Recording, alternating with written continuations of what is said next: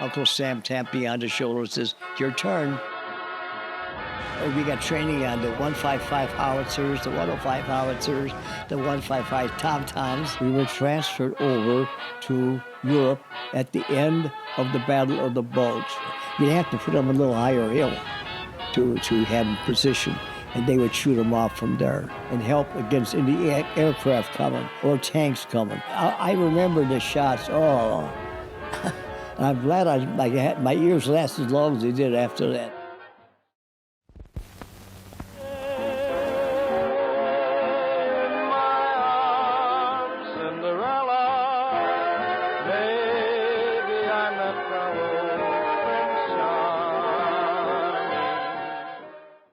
My name is Robert F. Holbach. I was born in Chicago, 2.5 blocks from Wrigley Field. 1932 came. Nobody knew there was a Great Depression to kids. A lot of people were out of work. You had 30% people that didn't have jobs. When the rumors of wars started coming out, and he happened to work got a job in a plant where they were making machine gun things, which is the same thing I fired, 50th caliber machine guns. And I went to Steinmetz High School in Chicago, and I graduated from there. And so right after I graduated, I was I enrolled right away at Wright College, and I started going there, and I lasted there 3 months until Uncle Sam tapped me on the shoulder and says, "Your turn."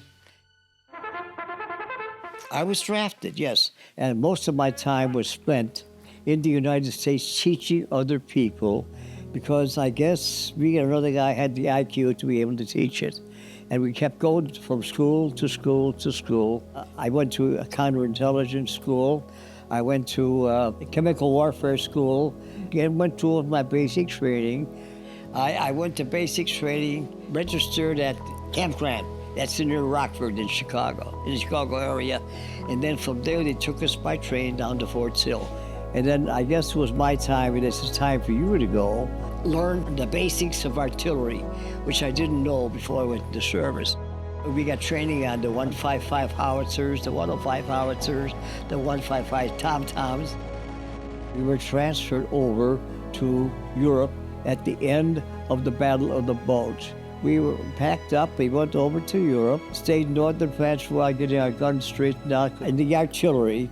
And I was in the 665th Field Artillery, 23rd Corps, 28th Army.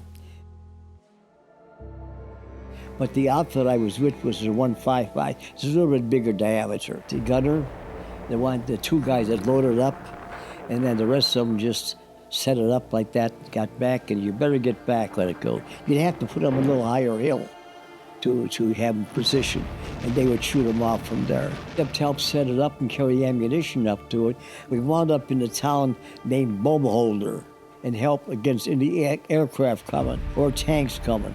I remember the shots. Oh, I'm glad my ears lasted as long as they did after that.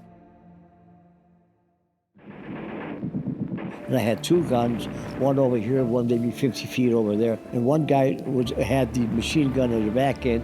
The other had the other on the prime mover there, helping the other guys bring ammunition up from the ammunition. Yeah, they had ammunition trailers too. I was in case something happened that the one guy couldn't do it. Say he got hit or something, and got or got stabbed or something. Then I'd have to take over. Saarbrücken. That's where we wound up in Saarbrücken. That's south. Quite a bit south of Belgium. I was a sharpshooter. In case something happened that I had to have help. I was a machine gunner overseas because we had 2 machine guns assigned to each battery. We were like the prime movers of the artillery. We would stick in the background and watch where I had 2 guys under me. They were the machine gunners in case of aircraft or tank. By this time, the Germans were really beaten down.